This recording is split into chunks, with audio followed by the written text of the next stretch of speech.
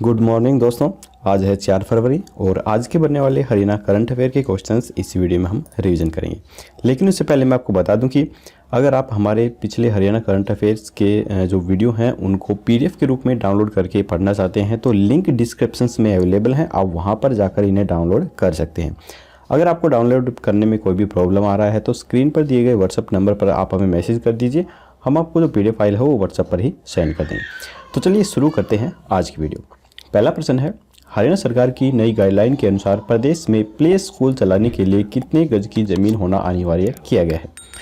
तो ये किया गया है 970 गज की ज़मीन होना अनिवार्य। हरियाणा में प्ले स्कूल चलाना अब आसान नहीं होगा क्योंकि प्रदेश सरकार ने प्ले स्कूल के लिए नई शर्तें लागू कर दी हैं। अब ऐसे स्कूलों के लिए 970 गज क्षेत्र का होना अनिवार्य कर दिया गया है।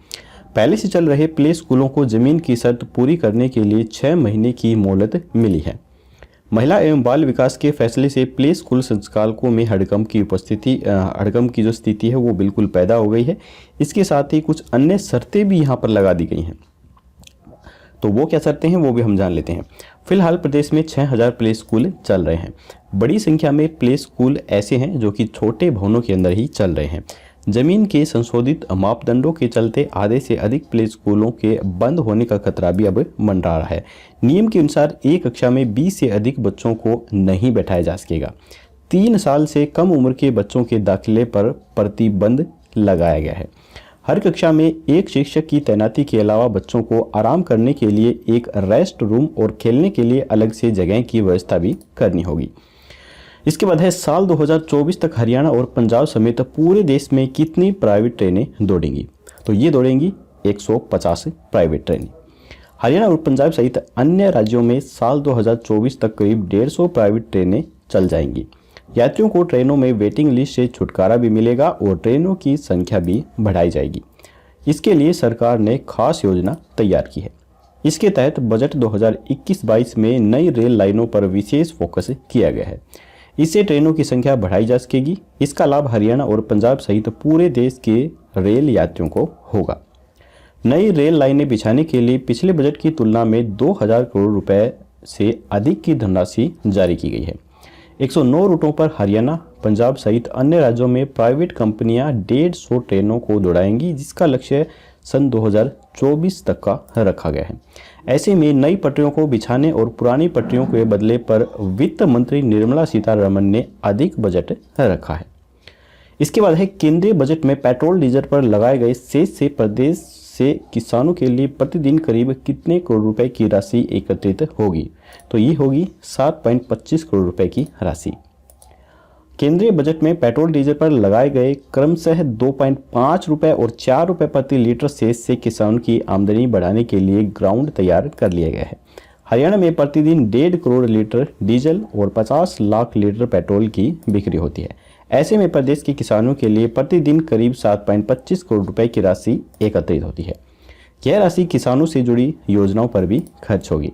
फिलहाल प्रदेश की सभी बड़ी अनाज मंडियों में ई मंडी योजना शुरू हो चुकी है। छोटी मंडियों तक इसे पहुंचाया जाएगा। इससे देश के किसी भी कोने में बैठा व्यापारी फसल खरीद सकेगा।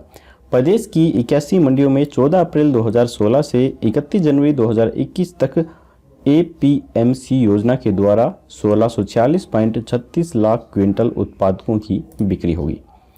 इसके बाद है, हरियाणा में कोविड-19 वैक्सीन रोल आउट के पहले चरण के सफल क्रियान्वयन के बाद अब दूसरे चरण की शुरुआत कब से होगी? तो ये 3 फरवरी से हो जाएगी। दूसरे चरण में विभिन्न विभागों के फ्रंटलाइन वर्कर्स को टीका लगाया जाएगा। इसके लिए ऐसे सभी वर्कर्स का 7 फरवरी 2021 तक को विन पेट्रोल पर पंजीकरण किया जाएगा। यह निर्णय मंगलवार को मुख्य सचिव विजय वर्धन की अध्यक्षता में वीडियो कॉन्फ्रेंसिंग के माध्यम से हुई स्टेट स्टीयरिंग कमेटी और स्टेट टास्क फोर्स कमेटी की तीसरी बैठक में लिया गया है। स्वास्थ्य एवं परिवार कल्याण विभाग के अतिरिक्त मुख्य सचिव राजीव अरोड़ा ने बताया है कि कोविड-19 वैक्सीन रोल आउट के पहले चरण में हरियाणा देश में शीर्ष 3 स्थानों में शामिल है। हरियाणा में लगभग 1,25,000 हेल्थ जो केयर वर्कर्स हैं उनको टीका लगाया गया है। राष्ट्रीय स्वास्थ्य मिशन हरियाणा के मिशन निदेशक प्रभजोत सिंह ने बताया है कि दूसरे चरण के लिए 7 फरवरी 2021 तक सभी फ्रंटलाइन वर्कर्स का पंजीकरण कोविन पोर्टल पर किया जाएगा। फ्रंटलाइन वर्कर्स की श्रेणी में राजस्व, पंचायती राज संस्थान, जेल, राज्य पुलिस, होमगार्ड, शहरी स्थानीय निकाय विभाग के कर्मचारियों को भी शामिल किया गया है। इसके बाद है, अभी तक पोर्टल पर दूसरे चरण के लिए लगभग 1,10,000 फ्रंटलाइन वर्कर्स का पंजीकरण भी हो चुका है। राज्य में कोविड वैक्सीन की 7,23,000 डोज केंद्र सरकार से प्राप्त हुई हैं। इसके बाद है, 1 नवंबर 1966 को संयुक्त पंजाब के हरियाणा व पंजाब से अलग होने के बाद 2 फरवरी 1970 को हरियाणा कृषि विश्वविद्यालय की स्थापना की गई है। हाल ही में इस विश्वविद्यालय का कौन सा स्थापना दिवस बनाया गया है? तो ये बनाया गया है 51वां स्थापना दिवस। जब प्रदेश संयुक्त पंजाब से अलग हुआ तो उस समय हरियाणा प्रदेश का वर्ष 1966-67 में खाद्यान्न उत्पादन केवल 2.59 लाख टन था। इसके बाद वर्ष 2000 से 2001 में बढ़कर 13.29 लाख टन हो गया और अब वर्ष 2019-20 में यह बढ़कर 17.86 लाख टन हो गया है। विश्वविद्यालय की स्थापना से लेकर अब तक विश्वविद्यालय ने विभिन्न फसलों की 250 नई व उन्नत किस्में भी विकसित की हैं। अब तक 533 राष्ट्रीय व अंतर्राष्ट्रीय स्तर पर MOU साइन हो चुके हैं। अभी तक विश्वविद्यालय को 17 पैटेंट्स, 5 कॉपीराइट और 2 डिजाइनों को स्वीकृति मिल चुकी है। इसके अलावा 49 पैटेंट्स, 1 कॉपीराइट व 2 डिजाइन विश्वविद्यालय की ओर से स्वीकृति के लिए अप्लाई किए गए हैं। इसके अलावा विश्वविद्यालय को भारतीय कृषि अनुसंधान परिषद, कृषि मंत्रालय, भारत सरकार के द्वारा 2019 के लिए जारी ICAR रैंकिंग में राज्य कृषि विश्वविद्यालयों में 3रा स्थान भी मिला है।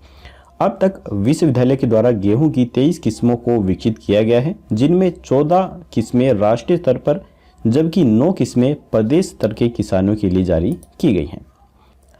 मौजूदा समय में विश्वविद्यालय ने गेहूं की WH 1187 व WH 1105 जैसी उन्नत किस्में भी विकसित की हैं, जिनका उत्पादन प्रति हेक्टेयर 61.2 क्विंटल से 71.6 क्विंटल तक आका गया है। इसके बाद है, अंतरिक्ष यात्री कल्पना चावला की पुण्य तारीख हाल ही में 1 फरवरी को बनाई गई है। कल्पना चावला की अपने स्कूल को दी गुरु दक्षिणा से करनाल के किस स्कूल के मेधावी बच्चे आज भी नासा में अध्ययन के लिए जाते हैं? तो इसका उत्तर जानने से पहले अगर आपको वीडियो अच्छी लग रही है तो अभी के अभी हमारी इस वीडियो को एक लाइक जरूर कर दीजिएगा और यदि चैनल पर पहली बार आए हैं तो चैनल को सब्सक्राइब करके घंटे पर ऑल नोटिफिकेशन जरूर क्लिक कीजिए ताकि हमारी आने वाली लेटेस्ट वीडियो है वो आपको मिल सके सबसे पहले। इसके अलावा आप हमारे दूसरे चैनल को भी सब्सक्राइब कर सकते हैं। हमारे 2 और चैनल आपको इस वीडियो के लास्ट में मिल जाएंगे। तो इसका आंसर है टैगोर बाल निकेतन। यह सिलसिला 1998 से शुरू हुआ था जो वर्ष 2019 तक जारी रहा। पिछले साल कोरोना संकट की वजह से कोई भी छात्रा नासा नहीं जा सका। 1 फरवरी 2003 में अंतरिक्ष यात्री कल्पना चावला का शटल यान दुर्घटनाग्रस्त हुआ था। उस हादसे में कल्पना चावला अंतरिक्ष में ही समा गई थी। कल्पना चावला ने अपनी स्कूली पढ़ाई करनाल के टैगोर बाल निकेतन विद्यालय से पूरी की थी। इसके बाद दयाल सिंह कॉलेज व DAV कॉलेज में भी शिक्षा ग्रहण इन्होंने की थी, लेकिन करनाल से उच्च शिक्षा के लिए उन्होंने पंजाब इंजीनियरिंग कॉलेज का रुख किया। वहाँ से 1982 में ग्रेजुएशन पूरा किया। इसके बाद वह अमेरिका चली गई और 1984 टेक्सास यूनिवर्सिटी से आगे की पढ़ाई की थी। 1995 में कल्पना नासा में अंतरिक्ष यात्री के तौर पर शामिल हुई और 1998 में उन्हें अपनी पहली उड़ान के लिए चुना गया था। अंतरिक्ष में उड़ान भरने वाली वह पहली भारतीय महिला थी। स्कूल के प्रिंसिपल डॉक्टर राजन लांबा 1998 से इस स्कूल के बच्चे नासा जाने लगे थे। तब से लेकर अब तक 36 विद्यार्थी इस अभियान में भाग ले चुके हैं। इसके बाद है, यूनियन बजट 2021 में घोषणा के अनुसार हरियाणा के हेल्थ वेलनेस केंद्रों को इम्यूनिटी बूस्टर डोज मिलेगी और स्वास्थ्य सिस्टम सुधरेगा। अब हरियाणा में कुल कितने वेलनेस केंद्रों को खोला जा रहा है? तो ये खोला जा रहा है 6000 हेल्थ वेलनेस सेंटरों को। ग्रामीण क्षेत्र में 75,000 हेल्थ सेंटर्स की घोषणा की गई है। प्रदेश में बनने वाले 600 हेल्थ वेलनेस केंद्रों के लिए भी संजीवनी यह साबित होने वाली है। इससे हरियाणा में स्वास्थ्य सिस्टम को काफ़ी बड़ा फायदा होगा और राज्य में हेल्थ वेलनेस केंद्रों को इम्यूनिटी बूस्टर डोज भी मिल सकेगी। वित्तीय वर्ष 2021-22 में प्रदेश के 15 जिलों में सब सेंटर्स को अपग्रेड कर 600 हेल्थ वेलनेस सेंटर भी बनने हैं। राष्ट्रीय स्वास्थ्य मिशन हरियाणा के डायरेक्टर प्रबोध सिंह अपग्रेडेशनल कार्य के लिए PWD-B&R के खाते में 42 करोड़ रुपए की धनराशि ट्रांसफर कर दी गई है। हेल्थ वेलनेस सेंटर बनाने से मरीजों की जो रेफरल संख्या है वो भी घट जाएगी। प्रत्येक केंद्र में आयुष विभाग के एक मेडिकल ऑफिसर, 2 स्टाफ नर्स, एक फार्मासिस्ट, एक लैब टेक्नीशियन, एक एएनएम व एक बहुउद्देशीय कर्मचारी की नियुक्ति की जाएगी। इसके बाद है हरियाणा सरकार श्रमिकों को संक्रामक बीमारी या कार्यस्थल पर दुर्घटना के कारण दिव्यांग होने पर कितने रुपए प्रति माह पेंशन देती है? तो ये देती है 3000 रुपये प्रति माह। तो हरियाणा सरकार के द्वारा ये काफ़ी अच्छी योजना दी जा रही है। इसके बाद है sports person of the year 2020 से किसे सम्मानित किया गया है? तो ये सम्मानित किया गया है बजरंग पूनिया को। फिक्की इंडिया ने भारतीय कुश्ती के सूरमा बजरंग पूनिया और निशानेबाज इवालेविंस वलोरिंस को साल का सर्वश्रेष्ठ खिलाड़ी चुना है। दोनों खिलाड़ियों को फिक्की इंडिया स्पोर्ट्स अवार्ड 2020 में sport person of the year पुरस्कार से सम्मानित किया गया है। तो काफ़ी इंपॉर्टेंट क्वेश्चन है। तो यहाँ पर हम बजरंग पूनिया के बारे में थोड़ा बहुत जान लेते हैं। इनका जन्म 26 फरवरी 1994 को हुआ था और ये 65 kg भार वर्ग के अंदर कुश्ती करते हैं। इनके जो कोच हैं वो एमाजोरस बेंटिनीडस हैं और इनके द्वारा जो फेमस अवार्ड जीते गए हैं वो अर्जुन अवार्ड जीता गया है रेसलिंग के अंदर। उसके अलावा राजीव गांधी खेल रत्न अवार्ड जीता गया है रेसलिंग में और पद्मश्री जीता गया है। गोल्ड मेडल की बात करें तो रेसलिंग में ही इन्होंने 2018 कॉमनवेल्थ गेम्स के अंदर मेंस फ्री स्टाइल 65 kg के अंदर ये गोल्ड मेडल जीता था। तो इसके बाद हमारा वीडियो का आज लास्ट क्वेश्चन है। केंद्रीय बजट में केंद्र सरकार ने राष्ट्रीय डिजाइन संस्थानों को मदद का वादा किया है। इनमें कितने राज्य शामिल हैं? तो इनमें शामिल हैं 5 राज्य। इनमें हरियाणा, गुजरात, आंध्र प्रदेश, मध्य प्रदेश और असम राज्य शामिल हैं। हरियाणा के कुरुक्षेत्र स्थित उमरी में राष्ट्रीय डिजाइन संस्थान मौजूद है जो अब केंद्र से वित्त पोषित होने वाला है। वायरोलॉजी के 4 नेशनल इंस्टीट्यूट भी स्थापित किए जाने हैं जिनमें से एक पर हरियाणा अपनी दावेदारी कर सकता है। तो यहाँ पर हमारे हरियाणा करंट अफेयर के क्वेश्चंस खत्म होते हैं। अब हम अपना जल्दी से रिवीजन टेस्ट भी लगा लेते हैं।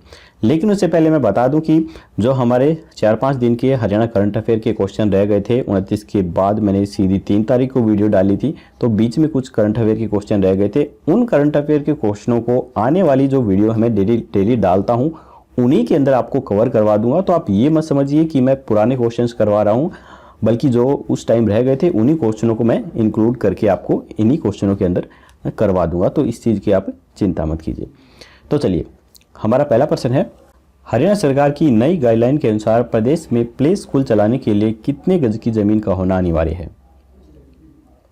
तो ये अनिवार्य है 970 गज की जमीन।